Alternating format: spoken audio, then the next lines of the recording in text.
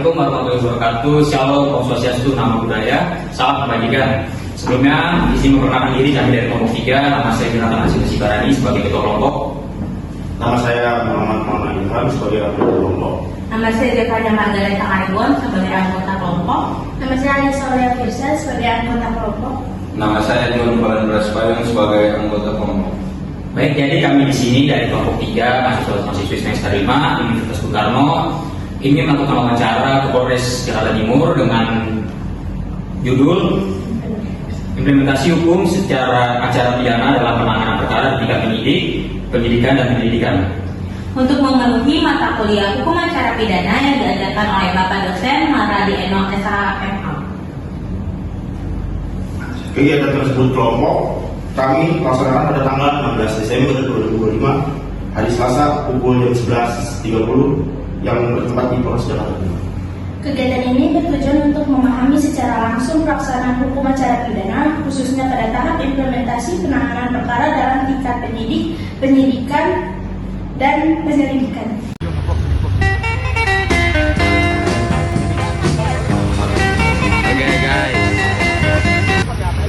Halo guys, kita udah nyampe nih di Polres Metro Jakarta Timur. Ini keseruan kami ya guys. Yuk. Oke, selamat pagi guys. Jadi kita dari kelompok 3 ingin melakukan kegiatan wawancara. Wawancara apa tuh? Wawancara mengenai mekanisme pekerjaan para penyidik, penyidikan dan penyelidikan. Ikuti keseruan kami ya guys, dadah. Selamat siang, nama saya Jonathan Hasim Sibarani, Pak, dari Fakultas Hukum Universitas Bung Karno. Saya sebelumnya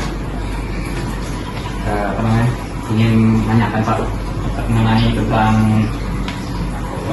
pekerjaan penyidik, penyidikan dan penyelidikan.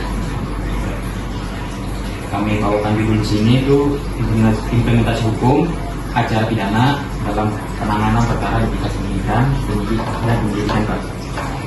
Baik, pertanyaan pertama nih Pak, bagaimana prosedur pengelolaan penyidikan ketika menerima laporan masyarakat di Polres, Pak?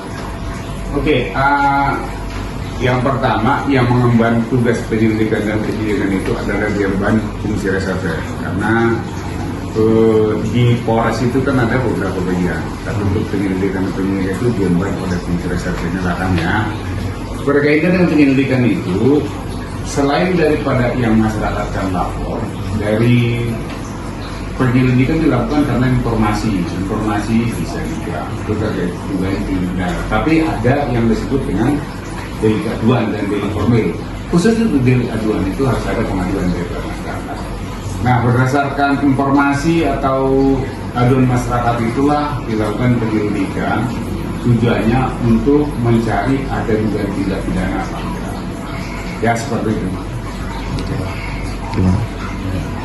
Baik Pak, terima kasih atas jawabannya. Untuk pertanyaan selanjutnya saya ingin menanyakan bagaimana proses penerbitan laporan polisi atau LP dan surat perintah penyelidikan atau SPIN gitu. Proses penerbitan laporan itu ya pada saat masyarakat datang ke bagian pelayanan ya, PKT, laporan pelayanan, nanti dari PKT melakukan koordinasi dengan Reskrim, Reserse itu untuk melakukan penyelidikan awal ada tidaknya dugaan peristiwa pidana. Pada saat itu ditemukan dugaannya, baru dibuatkan laporan polisi. Nah, berdasarkan laporan polisi itu nanti dibuat administrasi penyelidikan untuk melakukan penyelidikan awal, untuk mengumpulkan barang bukti, mencari informasi dari saksi-saksi apakah ada dugaan tindak pidana. Seperti itu. Baik, terima kasih Bapak. Mungkin akan saya kepada teman-teman kami yang di belakang. Jadi, yang videonya terima kasih. Pertanyaan yang selanjutnya, Pak. Sebelumnya nama saya John Balandras Payung dari kelompok 3 ingin menanyakan bagaimana mekanisme penyidik membuat SPDP atau surat pemberitahuan dimulainya penyidikan. Sebenarnya bukan mengarah ke bagaimana membuat SPDP, kapan diterbitkannya SPDP, surat pemberitahuan dimulainya penyidikan. Ya seperti itu ya, untuk lebih memposisikan gitu, bahasa hukumnya. Nah, SPDP itu diterbitkan setelah dilakukan penyelidikan, dari adanya laporan dilakukan penyelidikan, terus ditemukan ada dugaan peristiwa pidana, artinya ada bukti permulaan yang cukup, itu dinaikkan ke tingkat penyidikan. Nah, penyidikan itulah dimulai dibuatkan SPDP.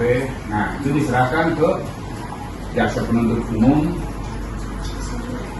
Zaman dulu ya, kalau untuk sekarang ini jaksa penuntut umum, pelapor, dan bahasanya itu ada terlapor, sebenarnya terlapor itu kategorinya adalah tersangka. Ada perbedaan sekarang masalah SPDP itu dengan adanya putusan MK. Nah itu sebenarnya putusan MK itu ada ketidaksinkronannya itu dengan KUHP. Dalam putusan MK itu ada yang disebut dengan terlapor. Kalau zaman dahulu tersangka itu bukan siapa-siapa, namanya disangka. Tapi dengan ada putusan itu, tersangka itu ada merupakan suatu status. Nah, kalau persoalan hukum, ini perlu nanti dibahas di kampus ya. Istilah terlapor itu, seseorang yang dilaporkan itu sudah menyangkut subjek. Dalam hal laporannya itu tidak benar, itu sebenarnya sudah tidak benar. Nah, kalau untuk tersangka, seseorang disangka itu sebenarnya menurut hukum tidak ada pengaruhnya, kecuali dia sudah dipanggil atau tersangka. Nah, kaitan tadi, kalau terlapor itu menurut pasal 317 KUHP, dengan laporan tidak benar kepada pihak yang berwajib itu bisa dipidana. Nah, itu ada kerancuan antara putusan MK dengan KUHP. Nah, nanti untuk 2026 tanggal 2 sudah berubah ya, kita sudah berubah dan apa juga berubah. Nah, itulah yang dimaksud tadi ya, kapan diterbit SPDP. Nah, itu yang perlu bahasan nanti di kampus. Untuk seorang terlapor itu diberikan SPDP kapan? Itu perlu sebenarnya kejelasan, karena pada saat dia disebut sebagai terlapor, kalau dia tidak bisa dibuktikan, tidak masuk unsur yang tidak dibuktikan. Nah, sementara untuk penetapan tersangka itu dibutuhkan setelah selesainya penyelidikan, ada bukti yang cukup, baru ada status tersangka. Jadi ya, mungkin sebenarnya bisa melanjutkan pertanyaan dari saya belum menangkap. Kemarin Pak, saya Muhammad ingin memberikan pertanyaan dan melanjutkan pertanyaan dari Saudara Ridwan, yaitu bagaimana standar operasional prosedur SOP disintoleransi ketika terjadinya praktik tekanan kekerasan saat interogasi pemeriksaan sesuai dengan prinsip real fire. nah, kalau itu maksudnya kekerasan terhadap orang ya, yang bisa proses kekerasan korban. Saat ini itu tidak terjadi. Kenapa itu dulu terjadi? Itu mengacu kepada HIR. Itulah sampai saat ini kenapa dirubah undang-undang KUHP dengan KUHP yang baru ya. Kaitannya dengan adanya proses perbuatan kekerasan. Zaman HIR untuk pengakuan itu sangat dibutuhkan. Nah, perubahan Undang-Undang Nomor 1 Tahun 46 itu dari HIR, sehingga itu masih bayang-bayang kekerasan itu masih ada. Nah, untuk saat ini tidak boleh.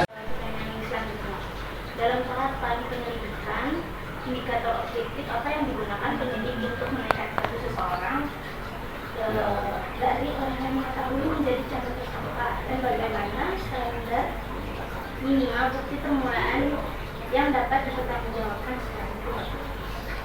Oke, bukan secara objek atau subjek ya.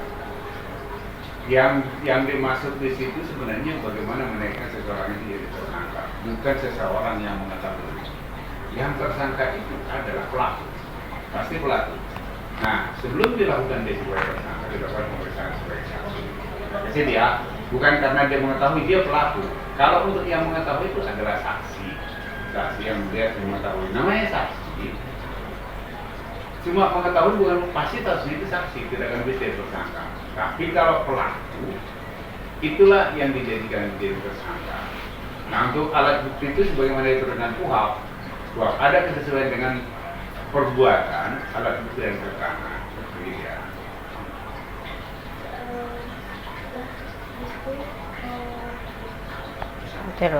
Bagaimana ya Pak?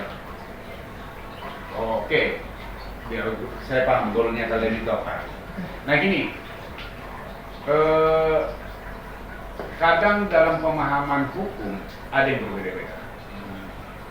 Menurut hukum perdata bahwa saksi dari pihak keluarga itu sangat dihindari. Kadang orang menganalogikan itu dalam kasus pidana. Jadi dalam kasus pidana ada beberapa orang menganalogikan bahwa untuk keluarga itu tidak bisa dijadikan saksi. Oke, kaitannya dengan perkara pidana. Dalam perkara pidana tidak dikenal di sana keluarga atau tidak, karena yang mengetahui, melihat, merasakan itulah yang jadi saksi. Kalau misalnya menyangkut dengan ada kekeluargaan itu tidak sendiri oleh undang-undang. Contohnya pencurian ke keluarga, dalam keluarga ya, pencurian dalam keluarga, pencurian normalnya itu 362, 363. Pencurian dalam keluarga ada di atur khusus 367. Nah itu dalam masalah. Nah itu tadi dengan seperti kasus pembunuhan. Kasus pembunuhan itu kan rata-rata tidak ada saksi. Kalau ada saksi itu sangat mudah untuk dilakukan. Bagaimana itu bisa terungkap? Itu melalui scientific crime. Scientific crime misalnya dari olah TKP, di sana ditemukan barang bukti apa yang ditemukan. Terus kalau ada menyangkut dengan darah dilakukan pengecekan DNA. Jadi itu yang diolah. Jadi nanti barang bukti yang berbicara. Dalam proses penyidikan seperti itu, barang bukti itu bisa berbicara. Bagaimana caranya barang bukti berbicara? Dilakukan olah, disesuaikan. Akhirnya dia memberikan gambaran. Dari bukti-bukti itulah memberikan gambaran dengan terjadinya peristiwa pidana itu dan mengarah kepada siapa pelakunya. Nah itu tadi seperti saksi. Nah saksi orang mungkin anggap tidak ada ya, tapi berbicara dari alat buktinya, barang buktinya bisa berbunyi dengan memberikan gambaran ditambah dengan bukti petunjuk lainnya. Bukti petunjuk lainnya apa? Misalnya seseorang itu dilihat memasuki tempat kejadian perkara dan keluar dari situ, dilihat orang lain. Itulah salah satu bukti petunjuk. Kaitannya apa? Dengan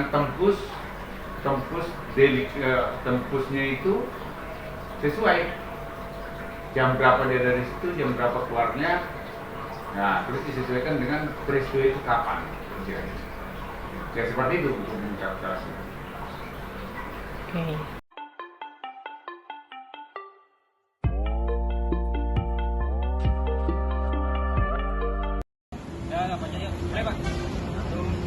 Oke guys, jadi itulah wawancara kita pada hari ini. Sekian mungkin